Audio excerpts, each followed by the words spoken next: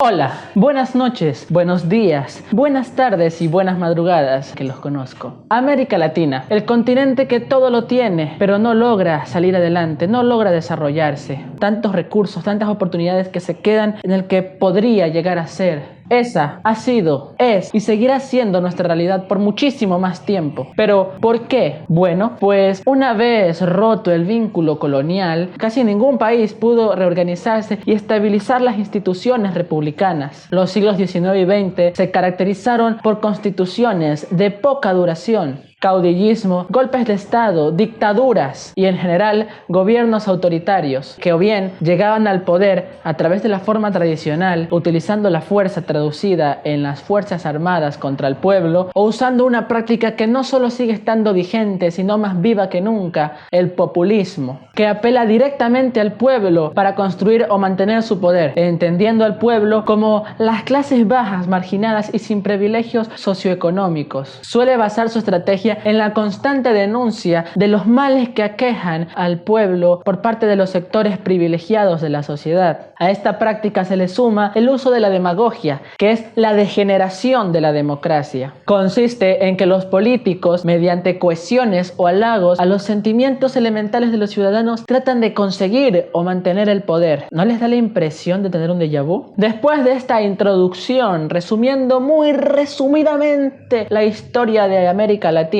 nos acercamos un poco más al presente y es obvio que nuestra situación no es para nada favorable, no solamente por el hecho obvio de la pandemia, sino también por otras crisis que llevamos arrastrando desde muchísimo antes. En este contexto desolador, el Ecuador tiene el 7 de febrero de 2021 una cita con el mayor símbolo de la democracia, el sufragio. El pueblo ecuatoriano se ve nuevamente en la tarea de escoger quiénes dirigirán el país por los próximos 4 años, escogiendo asambleístas, representantes andinos y sobre todo binomios presidenciales. Tendremos que elegir entre 16 binomios presidenciables, desde el que propone regalar $1,000 a 1 millón de familias, pasando por el que se pegará una borrachera si llega a ganar, hasta llegar al que quiere preguntarle a las niñas por qué tienen hijos prematuramente. Bienvenido a DITOPS, esto es Elecciones Generales 2021. Comencemos con una breve presentación de los candidatos. Tenemos a Andrés Arauz, que es el candidato del partido Centro Democrático. Tenemos al expresidente Lucio Gutiérrez, del partido político Unidad Sociedad Patriótica. Tenemos a Gerson Almeida, de Ecuatoriano Unido. Tenemos a Isidro Romero, del movimiento Avanza. Por parte del movimiento Izquierda Democrática tenemos a Javier Gervas. Del movimiento Amigo tenemos a José Freile. Del movimiento indígena Pachacutic tenemos a Yacu Pérez. Tenemos a Gustavo Larrea por parte del movimiento Democracia Sí. Por parte del movimiento Creo tenemos al candidato Guillermo Lazo. Del movimiento Suma tenemos a otro Guillermo, pero esta vez es Celi. Por parte del movimiento Construye tenemos al cantautor Juan Fernando Velasco. Tenemos a Paul Carrasco en Juntos Podemos. Por parte de Alianza País, el movimiento que actualmente está gobernando, tenemos a la única mujer, Jimena Peña. Tenemos a César Montufa, que viene muy concentrado porque pertenece al movimiento Concentración. Qué grandes chistes hago. En Unión Ecuatoriana tenemos a Giovanni Andrade y a Carlos Sañay del movimiento FE. Bueno, una vez presentados todos los candidatos, todas esas personas que sueñan con sentarse en ese sillón que se encuentra en el Palacio de Carondelet, hablemos de qué proponen, qué plantean como cambio para un sistema político que está fragmentado y que solamente se focaliza en los intereses personales de quienes gobiernan. Veamos, pero antes quiero recalcar que lo que voy a decir es opinión meramente personal, basada en los hechos que se llevaron a cabo en el debate presidencial organizado por el Consejo Nacional Electoral hace un par de semanas. Una vez aclarado esto, empecemos. En este debate se tocaron 4 ejes temáticos que son de interés para el pueblo. Empecemos con el primero, economía y empleo. En este primer eje, todos los candidatos hacían un diagnóstico de la golpeada economía ecuatoriana para luego soltar a diestra y siniestra ataques a un candidato, luego a otro y así sucesivamente. Y un sinnúmero de argumentos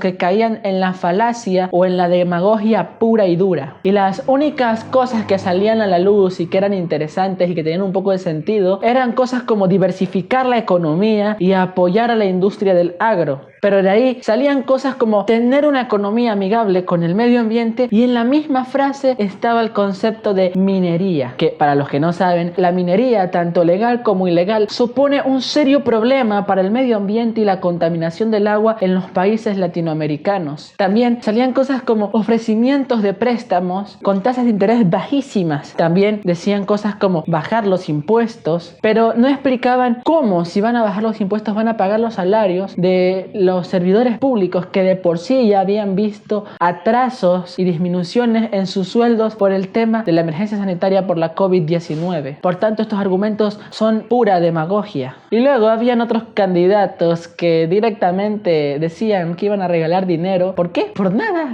te regalamos dinero, ya está. Y es que cuando se trata de ganarse el voto del pueblo, nada se queda corto. Educación, salud y grupos vulnerables. En el tema de educación salió a relucir aún más que lo que quieren es ganarse el voto del pueblo, mas no tienen una visión clara de la realidad ecuatoriana y mucho menos tienen una visión más allá, una visión proyectada para poder mejorar la situación actual. Lo que más se repetía entre los candidatos era la propuesta ya muy sonada de quitar la prueba EASES, o antes llamada Ser Bachiller. Y es que desde hace mucho tiempo se la lleva criticando porque supuestamente destruye los sueños de los jóvenes ecuatorianos, debido a que como no alcanzan las notas adecuadas para estudiar lo que quieren, pues se quedan sin cupos, limitando de esta manera el acceso de los ecuatorianos a la educación superior. Pero eliminar esta prueba no es ni siquiera una solución a medias, directamente no es una solución. Y es que el hecho de usar esta propuesta como solución al acceso a la educación superior solamente sirve para ganarse el voto de aquellos jóvenes y padres de familia frustrados porque sus hijos no han logrado entrar en la universidad. Y no se habla de que lo que de verdad debería pedirse y lo que de verdad se necesita es una mejoría en la educación general básica y el bachillerato general unificado. El problema no es que la prueba sea difícil, sino la preparación que reciben los jóvenes para rendir esta prueba. También, ojo, cuando hablo de mejor calidad, no hablo de irse por la solución fácil y decir todo está mal y hay que destruir todo lo conseguido. Porque en tema de perfil de salida, metodología de trabajo y en general la visión de la educación ecuatoriana, todo lo que en teoría debería pasar, no es solo es bueno, es bellísimo. El problema está en que todo lo que está escrito en papel, o bueno, en este caso en PDFs, no se llevan a la realidad por falta de presupuesto. Y es que es de conocimiento público las innumerables veces que el gobierno actual disminuyó el presupuesto en educación, tanto básica como en BGU como en la educación superior. También el problema está en la estructura del sistema educativo, pues hay personas en altos rangos del Ministerio de Educación, en los distritos o en precisamente el Ministerio de Educación, que están ahí y no tienen ni idea de pedagogía y de enseñanza. Personas como militares o cualquier otro tipo de profesión ejerciendo en estos puestos organizativos sin tener la mínima idea de educación. Y pueden salir las propuestas más bellas del mundo, pero estas personas entorpecen el trabajo de los maestros, haciendo que sea muy difícil de poder llevar a la realidad esto que ya está escrito. Por otra parte, el problema también es lo que ya he dicho, el presupuesto. Lo que debería hacerse sería aumentar el presupuesto en educación superior para poder aumentar la capacidad de las universidades y por ende la oferta educativa. No es cuestión de una prueba destruye sueños, es cuestión de oferta educativa, de cupos. O más simplificado, de cuántas bancas hay en ese aula. Pasando ya al tema de la salud, ¿por qué se puede esperar? Todos prometen el acceso gratuito a las vacunas contra la COVID-19. Incluso algunos han ido en calidad de futuro presidente a negociar las vacunas con el gobierno argentino. Que bueno, hay que recalcar que la calidad de futuro presidente no existe, pues tú no presides, por tanto no representas a la nación ecuatoriana. Otros ofrecían alternativas público-privadas para la vacuna. Pero me pregunto, más allá de la vacuna, ¿qué propuestas hay para mejorar las condiciones de un sistema de salud que está erosionadísimo? Corrupción e institucionalidad democrática. Aquí, ¿qué se puede decir? Ecuador obtuvo 39 puntos en el índice de percepción de corrupción durante el 2020. Los casos de corrupción durante la pandemia son de conocimiento público. Ventas ilegales de los insumos médicos de los ecuatorianos, negligencias y un sinnúmero de casos de corrupción que se han quedado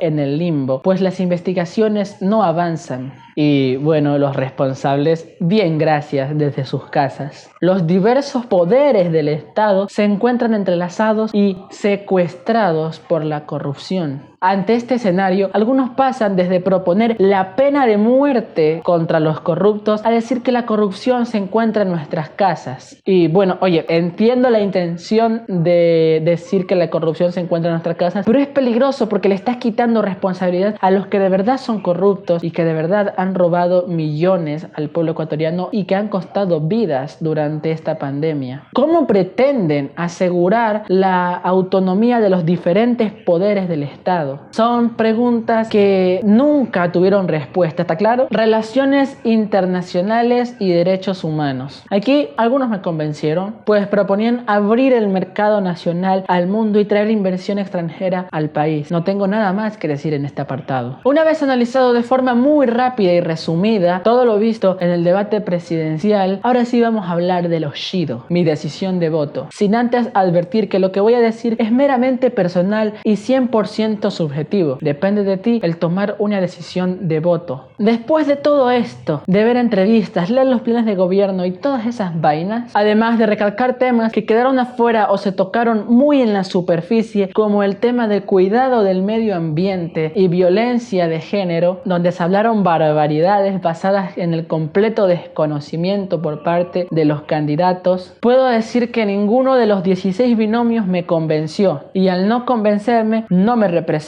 Pero Edison, ¿qué opciones de voto tienes si no te sientes representado por ninguno? ¿Qué alternativa de voto tienes, Edison? Bueno, pues al principio pensé en votar en blanco, pero el blanco representa una indecisión, pues significa que no me decidí por ninguno.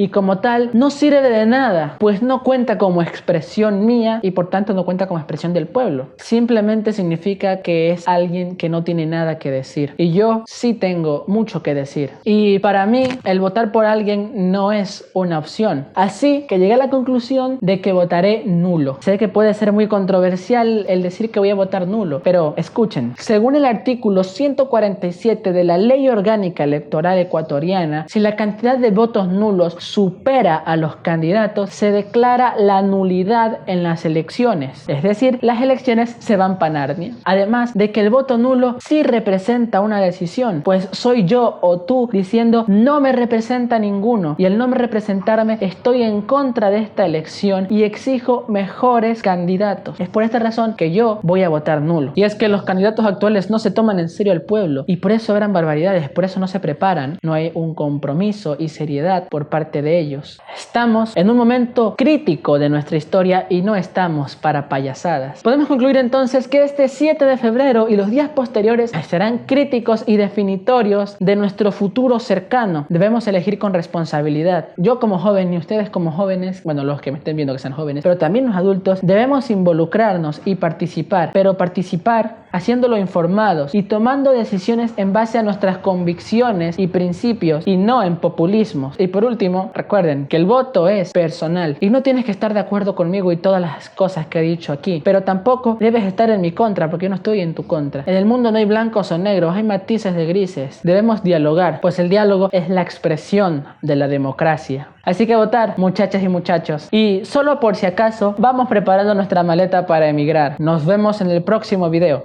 Adiós.